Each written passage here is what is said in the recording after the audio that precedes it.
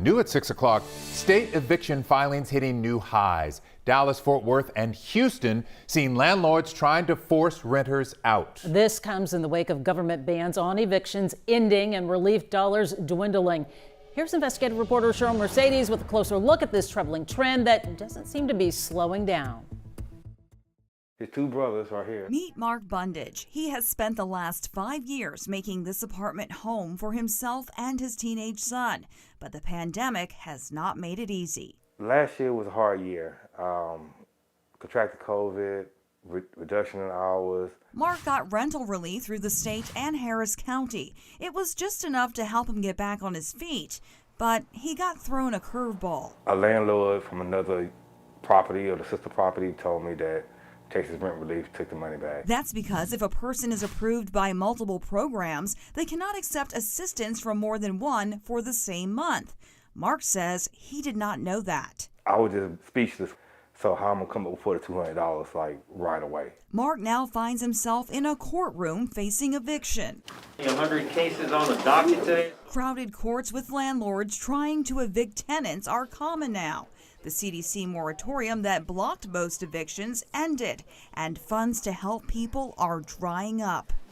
Eric Quartler started what's known as the Eviction Defense Coalition, an organization of volunteer attorneys who help guide and represent people through the eviction process. We've long described what was coming as a tsunami of evictions. Do you see it getting better anytime soon?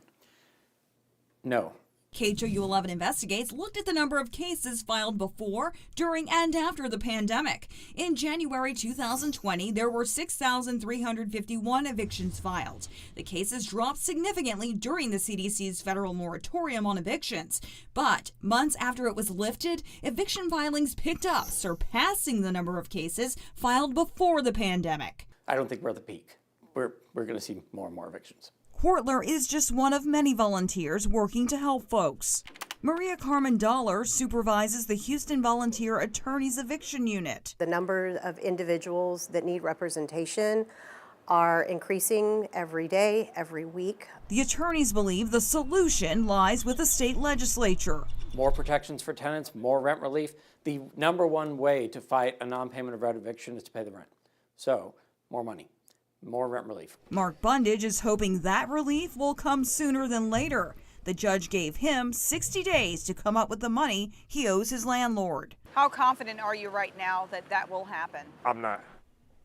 Hey, some good news to report this evening. Mr. Bundage told me today over the phone he got word that his current application for rent relief is being processed. Now, if you are facing eviction, remember there is help. If you get a notice to vacate, you don't have to move out right away.